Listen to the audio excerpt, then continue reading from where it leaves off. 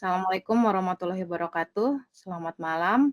Salam sejahtera untuk kita semua. Kami dari kelompok POA 01 akan mempresentasikan laporan akhir praktikum yang terdiri dari saya sendiri, Ane, kemudian Saudara Budi, Saudara Kristabella, Saudara Gelar, dan Saudara Pian. Next.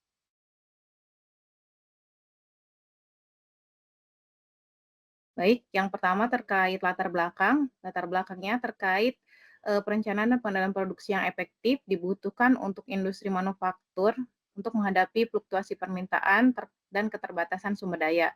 Dengan adanya praktikum ini, kami mempelajari berbagai metode analisis produksi mulai dari forecasting, aggregate planning, MRP, MPS, load staging, hingga capabilities yang dituangkan dalam studi kasus pembuatan sepeda perusahaan La Familia. Next. Terkait rumusan masalahnya, untuk identifikasi masalahnya, produksi sepeda ini menghadapi tantangan seperti fluktuasi permintaan, keterbatasan kapasitas, kebutuhan perencanaan, penjadwalan produksi yang efisien, kemudian terkait akurasi forecasting, optimalisasi load staging, kontrol inventory, dan efisiensi jadwal operasi sehingga meminimalkan biaya dan waktu tunggu. Kemudian untuk studi masalahnya, studi kasus ini membahas proses produksi yang menghadapi kendala dalam meramalkan permintaan, memilih strategi perencanaan agregat yang tepat, kemudian menyusun jadwal produksi dan kebutuhan material yang efisien untuk menghindari kelebihan biaya dan stok. Sedangkan untuk tujuannya, yaitu untuk mengetahui metode forecasting yang tepat, metode agregat planning yang tepat, analisis assembly chart, produk, struktur, dan BOM, kemudian analisis MPS, master schedule, ATP, PAB, dan RP. Selain itu, melakukan analisis load staging dan analisis Kanban, operation scheduling, dan capabilities. Sedangkan manfaat penelitiannya ada dua, yaitu meningkatkan efisiensi operasional produksi dengan menerapkan metode yang tepat, kemudian menekan biaya secara keseluruhan dengan mengoptimalkan perencanaan agregat, pengendalian persediaan, ukuran pesanan komponen yang sesuai dengan kebutuhan aktual dan kapabilitas perusahaan. Oke, selanjutnya akan disampaikan oleh Saudara Budi. Kepada Saudara Budi, saya persilakan. Oke, untuk landasan teori dalam laporan ini, yang pertama adalah forecasting. Forecasting adalah proses memperkirakan permintaan di masa depan menggunakan data historis dan metode statistik. Dalam industri manufaktur, peramalan membantu perencanaan kapasitas, pengadaan bahan, dan efisiensi operasional. Metode forecasting ini dibagi menjadi dua, yaitu kuantitatif menggunakan data numerik seperti moving average, whole winter, dan time series decomposition. Serta yang kedua, metode kualitatif berdasarkan opini atau intuisi dari ahli. Hasil perhitungan kelompok kami untuk metode forecasting yang paling optimal adalah time series decomposition atau TSD dengan rincian sebagai berikut. Seperti di dalam tabel, didapatkan minimum errornya di 1,22, MAD di 38,25, dan MSC di 1.227.585. Yang kedua, dasar teorinya agregat planning. Agregat planning adalah perencanaan produksi jangka menengah untuk menyeimbangkan permintaan dan kapasitas dengan meminimalkan biaya. Selanjutnya bisa proaktif atau mengatur permintaan atau reaktif menyesuaikan kapasitas. Metode umum yang digunakan antara lain zero inventory plan, constant workforce plan, overtime, plus subcontract, overtime, dan loss of sales. Hasil perhitungan kelompok kami, metode agregat planning yang paling optimal dengan biaya termurah adalah zero inventory plan dengan rincian sebagai berikut. Dari tabel, cost termurah didapatkan di zero inventory plan di 209 miliar 74.894.827. Yang ketiga, assembly proses. Bill of material atau BOM adalah daftar terstruktur yang membuat semua komponen, subkomponen, dan bahan baku yang dibutuhkan untuk membuat satu unit produk jadi. BOM sangat penting dalam merancang dan merencanakan proses produksi karena menjadi dasar dalam menghitung kebutuhan material pada sistem MRP. Assembly proses adalah tahap produksi di mana seluruh komponen sudah menjadi produk akhir. Proses ini membutuhkan perencanaan yang akurat agar urutan kerja, waktu siklus, dan ketersediaan material dapat terkontrol. BOM berperan sebagai peta utama dalam assembly proses karena satu menunjukkan struktur produk dari level tertinggi ke level paling rendah. Menentukan urutan dan jumlah komponen yang harus dirakit menjadi acuan utama dalam pembuatan diagram assembly dan struktur produk. Dengan komunikasi yang baik antara BOM dan assembly proses, perusahaan dapat meningkatkan efisiensi produksi, menghindari kekurangan material, dan menjaga kualitas produk. Berikut adalah gambar dari assembly chart dan produk struktur dari produk sepeda La Familia. Dari data yang ada pada case study, kelompok kami dapat menunjukkan assembly chart dan produk struktur sebagai berikut. Untuk selanjutnya akan dilanjutkan oleh Mbak Kristabella. Silakan, Mbak. Terima kasih, Pak. Jadi selanjutnya itu adalah, Master Production Scheduling atau MPS, yang adalah sebuah rencana produksi utama yang menentukan kapan dan berapa banyak produk yang dibuat. MPS ini membantu merespons permintaan, menghindari backlog, menghitung ATP dan PAB, serta meningkatkan efisiensi melalui integrasi dengan sistem ERP. Nah, dari hasil perhitungan kelompok kami, berikut adalah hasil perhitungan MPS. Ini dapat dilihat nilai MPS yang kami dapatkan. Selanjutnya, yang selanjutnya itu Material Requirement Planning atau MRP merupakan sebuah sistem perencanaan kebutuhan material yang berdasarkan MPS, BOM, dan data persediaan. MRP ini dapat membantu memastikan ketersediaan bahan baku, menghindari kekurangan atau kelebihan stok, serta menyusun jadwal produksi dan pemesanan secara efisien. Nah, berikut ini adalah data salah satu contoh perhitungan MRP dari kelompok kami untuk parts spokes seperti itu. Jadi ini bisa dilihat untuk hasil perhitungan dari kelompok kami. Selanjutnya, load sizing yang merupakan sebuah metode untuk menentukan jumlah optimal pemesanan atau produksi dalam suatu periode guna untuk menekan biaya persediaan dan pemesanan. Dalam praktiknya, load sizing ini terdapat beberapa metode yang umum digunakan seperti Silver Mill Heuristic, Part Period Balancing atau PPB, List Unit Cost atau LUC, dan Wagner-Witten Algorithm.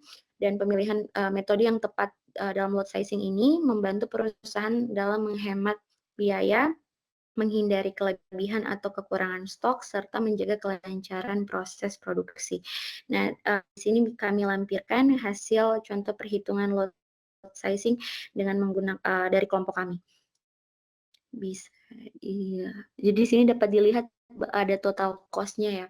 Kemudian dari hasil perhitungan load sizing yang sebelumnya tadi dapat ditentukan bahwa biaya total yang dibutuhkan perusahaan dibandingkan dengan expected revenue sehingga kita bisa mendapatkan expected profit. Nah, adapun perhitungannya sebagai berikut. Jadi bisa dilihat expected revenue-nya untuk Yellow Bike di sini di tahun 2022 dan 2023, dan bisa diketahui jumlah sepeda yang harus diproduksi ya. Di sini kami mengambil Yellow Bike ya. Jadi bisa terlihat. Nah, untuk selanjutnya saya persilakan kepada Saudara Gelar untuk melanjutkan. Terima kasih Mbak Bella. Kemudian selanjutnya adalah terkait dengan inventory control subject to known demand atau biasa dikenal dengan Kanban, yaitu suatu sistem yang mengatur aliran produksi dan persediaan berdasarkan kebutuhan nyata.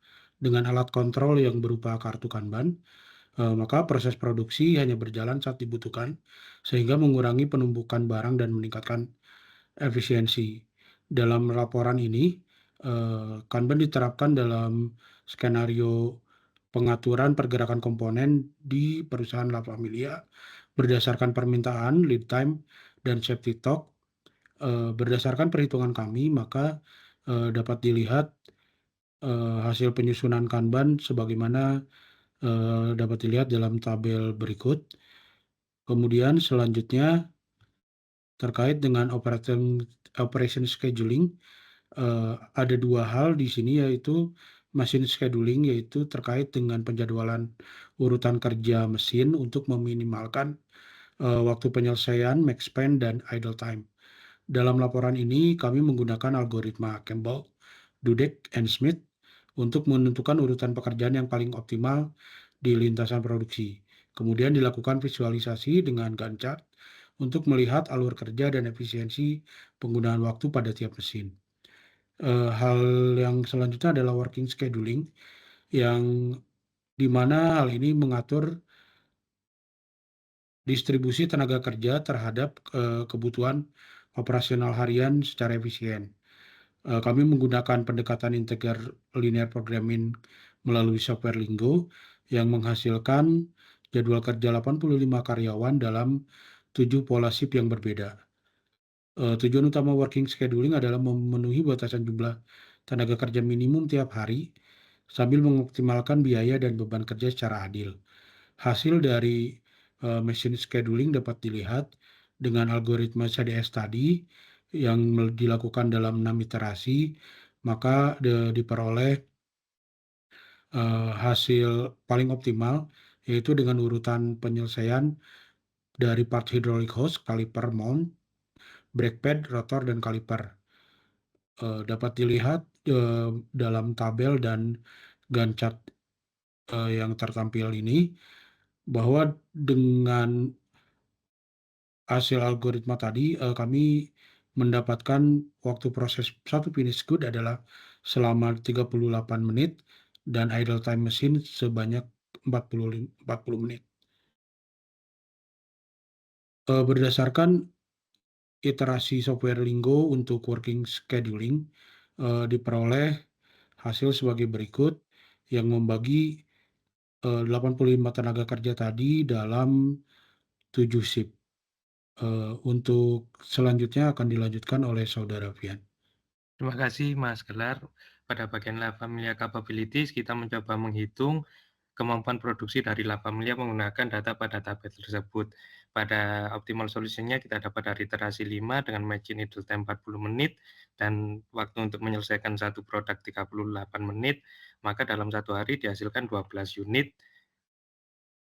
Untuk 19 unit ini saat mesin bekerja secara terus-menerus. Dan untuk machine idle time dalam satu hari dengan Gantt chart yang sudah di-extend selama satu hari dihasilkan produk sebanyak 80, dihasilkan idle time sebanyak 80 menit. Dari tabel tersebut dapat dihitung kapasitas produksinya dari number of working days dikalikan dengan number of demand in one day, maka dihasilkan production capability. Di sini karena semua production capability dibandingkan dengan safety stock berada di bawahnya, maka statusnya no semua atau tidak memenuhi dari kapasitas safety stock. Untuk kesimpulannya sendiri dari praktikum kami berhasil mengintegrasikan berbagai metode dari forecasting hingga load sizing. Pada forecasting dihasilkan TSD yang paling optimal, pada aggregate planning dihasilkan zero inventory plan, dan pada penyusunan MRP ditemukan kebutuhan untuk penambahan kapasitas produksi karena kapasitas internal yang tidak mencukupi. Dan pada load sizing didapatkan metode Wagner-Wittin dipilih karena dapat melihat aspek secara menyeluruh. Dan untuk saran yang bisa kita berikan, untuk dari sisi peramalan, mungkin La Familia dapat menggunakan peramalan secara hybrid dan machine learning untuk membuat peramalannya menjadi handal. Dari sisi agregat planning-nya, zero inventory plan membutuhkan komunikasi yang baik dengan pihak ketiga, sehingga pihak ketiga lebih responsif untuk mengirimkan bahan pembuatan sepeda La Familia. Dan untuk MRP sendiri juga harus dilakukan pemeriksaan secara berkala agar menghasilkan margin error yang juga kecil. Dan untuk penjadwalan operasi, baik itu working scheduling maupun machine scheduling, perlu digunakan alat bantu seperti Lingo sehingga dihasilkan hasil yang optimal dan efisiensi biayanya juga tinggi. Mungkin sekian dari kelompok kami, POA 01. Terima kasih, jika ada salah kami mohon maaf. Izin kami tutup. Wassalamualaikum warahmatullahi wabarakatuh.